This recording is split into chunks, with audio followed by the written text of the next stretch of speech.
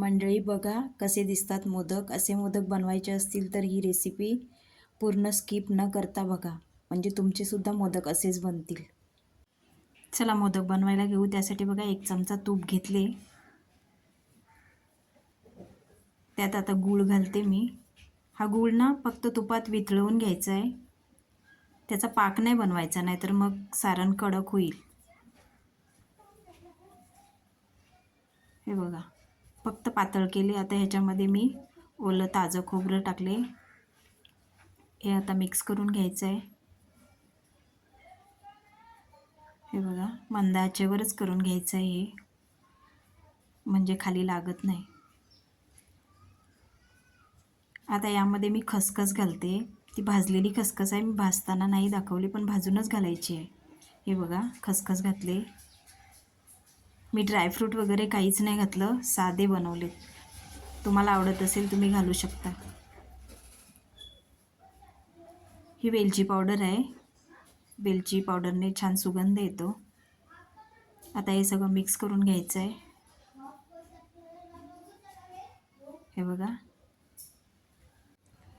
हे बघा मिश्रण पूर्ण सुकेपर्यंत हे ढवळत राहायचं आहे, नाहीतर मग ओलं जर मिश्रण राहिलं तर मग लाडूतून बाहेर येते, मग लाडू चांगले नाही वळत.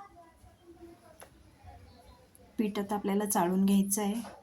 हे बघा मी मोदकाचं तयार पीठ घेतले, तरी पण चाळूनच घ्यायचं आहे. हे बघा आता मी दाखवते शेवटी. बघा थोडंसं तरी उरतेच, त्याच्यामुळे मग लाडू खराब होऊ शकतात, म्हणजे फाटू शकतात, म्हणून मग चाळूनच घ्यायचं आहे. हे बघा मोदकाच्या पारीसाठी आता हे मी पीठ तयार करते. हे बघा 1 चमचा दूध आणि पाणी मिक्स आहे. आता हे मीठ टाकले. ह्याने काय होते, दुधाने पूर्ण दिवसभर नरम राहतात मोदक. आता याच्यात तूप टाकले. तर जेवढं दुधाला चमचा घेतलेला तोच मी पीठ पण तेवढंच घेतले. हे बघा तेवढंच पीठ बस होते, पण जर वाटलं नरम आहे तर थोडंसं पीठ टाकू शकता तुम्ही एक्स्ट्रा, पण एवढ्यातच होते. आता हे थोडा वेळ झाकून ठेवायचं आहे, 5-1 मिनटं. हे बघा थंड झाल्यावर पीठ मळायला घ्यायचं आहे. यासाठी पाण्याचा वापर करायचा आहे. आपलं साधं पाणी घ्यायचं आहे आणि दाबून दाबून जरा मळायचं आहे. जितकं चांगलं मळू तितका याला चिकटपणा येतो पिठाला. नवीन पीठ असलं तर चिकट असते, नाहीतर मग थोडं जुनं असलं तर चिकटपणा नसतो. मग असं दाबून दाबून केलं की त्याला चिकटपणा येतो. हे बघा असं.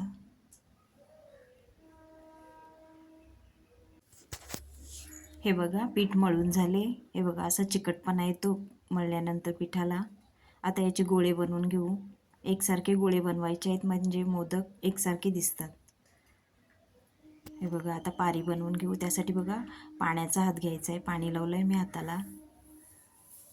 आता हे थोडंसं मळून ह्याची पारी बनवायची आहे. जर हाताने जमत नसेल किंवा जाड वाटत असेल तर मग लाटून तुम्ही बनवू शकता, नाहीतरी बघा अशा पद्धतीने हळूहळू केलं की होते पातळ. हे बघा ही अशी पारी बनवायची गोल गोल फिरवत.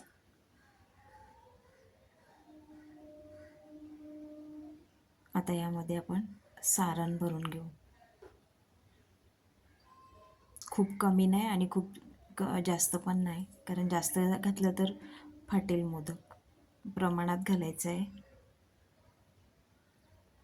आता याला कळ्या पाडून घ्यायच्यात. हे बघा असं, अशा या पद्धतीने चिमटीत घेऊन अशी कळी पाडायची आणि थोडीशी खालपर्यंत दाबत जायची. हे बघा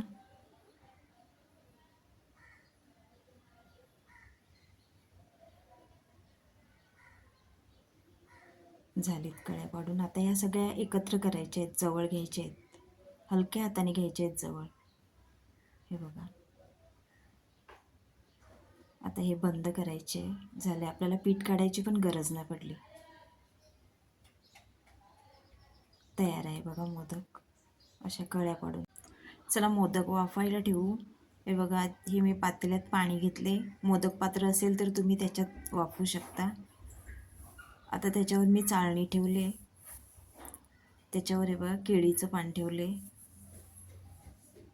आता त्याच्यात मोदक ठेवूया आपण. थोडेसे लांब लांबच ठेवायचे म्हणजे एकमेकाला चिटकत नाही. याच्यावर पाण्याचा हबकारा मारा म्हणजे ते एकमेकाला लागत पण नाही आणि खाली पण नाही चिटकत. 20 मिनटं वाफ दिले याला, झालेत बघा आपले